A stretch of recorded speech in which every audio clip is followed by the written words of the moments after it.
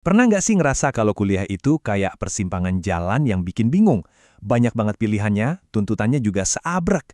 Nah, tapi untungnya ada semacam peta yang bisa kita pakai. Hari ini kita bakal bedah bareng 7 kebiasaan dari Dr. Stephen R. Covey yang bakal jadi panduan buat kamu biar sukses. Bukan cuma di kampus loh, tapi juga buat kehidupan setelahnya. Oke, sebelum kita ngobrolin gimana caranya, kita mulai dari yang paling penting dulu. Kenapa? Coba deh, berhenti sebentar dan tanya ke diri kamu sendiri.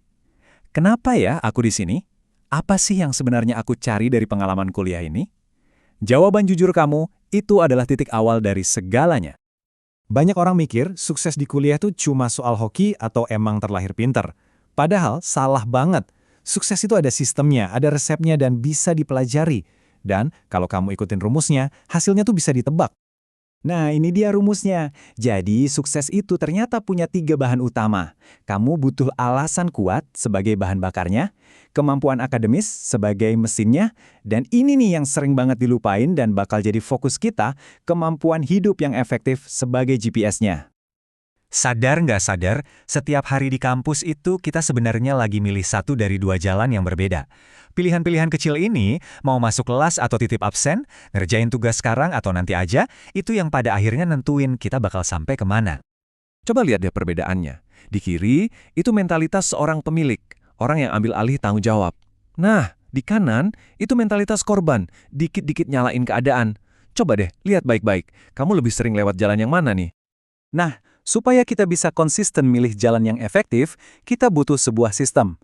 Inilah petanya, 7 kebiasaan yang kalau kita latih terus-menerus bakal bawa kita ke kesuksesan yang sesungguhnya, baik di dalam maupun di luar kelas. Inilah dia intinya. 7 kebiasaan ini tuh saling nyambung. 3 yang pertama, proaktif, punya tujuan sama prioritas, itu soal kemenangan pribadi. Gimana cara kita menguasai diri sendiri. Terus 3 berikutnya adalah tentang kemenangan publik. Gimana cara kita berinteraksi sama orang lain secara efektif. Yuk kita lihat strukturnya. Jadi, ini bukan sekedar daftar biasa, tapi sebuah proses pertumbuhan. Kita semua mulai dari ketergantungan. Terus, dengan melatih kebiasaan 1, 2, dan 3, kita sampai di kemandirian, ini kemenangan pribadi. Tapi itu belum selesai, puncaknya adalah saling ketergantungan yang kita capai lewat kebiasaan 4, 5, dan 6. Terus kebiasaan 7, itu ibaratnya nge-charge diri kita biar semuanya bisa terus jalan. Sekarang, pertanyaannya, apa sih yang ngegerakin semua kebiasaan ini? Ternyata, ada semacam sistem operasi di dalam pikiran kita yang nentuin segalanya. Nah, itulah yang disebut paradigma. Gampangnya gini, paradigma itu adalah cara kamu melihat dunia, semacam kacamata mental yang kamu pakai. Kalau lensanya kotor atau resepnya salah, ya semua yang kamu lihat jadi buram kan? Dan yang paling penting, kacamata inilah yang secara otomatis ngarahin semua tindakan kamu.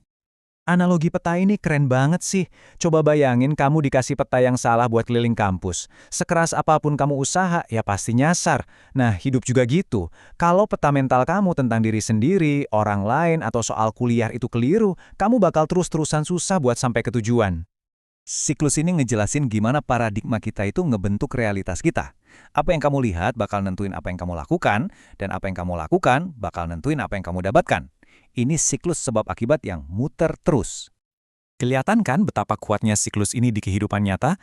Paradigma aku pemalu bakal ngasilin perilaku nggak ngajak ngobrol. Dan hasilnya ya kesepian. Tapi coba bayangin deh, kalau mahasiswa pertama ini bisa ngubah paradigmanya jadi aku bisa kok belajar bergaul, perilakunya pasti berubah dan hasilnya juga bakal ngikutin. Oke, jadi kalau paradigma kita bisa diubah, terus jangkar yang paling kuat buat paradigma kita tuh apa? Pusat dari peta kita harusnya apa? Jawabannya, prinsip. Anggap aja prinsip itu hukum alamnya efektivitas.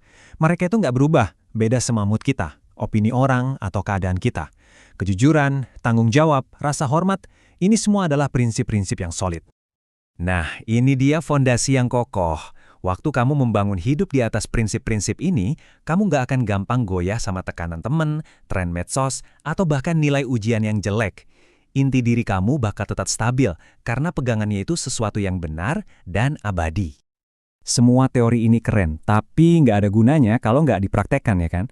Jadi, gimana caranya kita ngubah semua ini dari sekedar tahu jadi tindakan nyata? Yuk kita mulai dari langkah pertama kamu. Ngelihat 7 kebiasaan ini sekaligus emang bisa bikin pusing. Kuncinya adalah jangan coba lakuin semuanya barengan. Seperti kata penjelajah ini, fokus saja sama satu masalah, satu langkah yang ada persis di depan mata kamu. Perjalanan jadi mahasiswa yang efektif itu nggak dimulai besok atau semester depan. Mulainya sekarang, dengan satu pilihan. Coba lihat lagi daftar kebiasaan tadi. Mana yang paling berbicara sama kamu, kebiasaan mana yang kalau kamu latih bakal ngasih perubahan paling besar saat ini. Pilih satu dan mulai dari situ. Keputusan ada di tanganmu.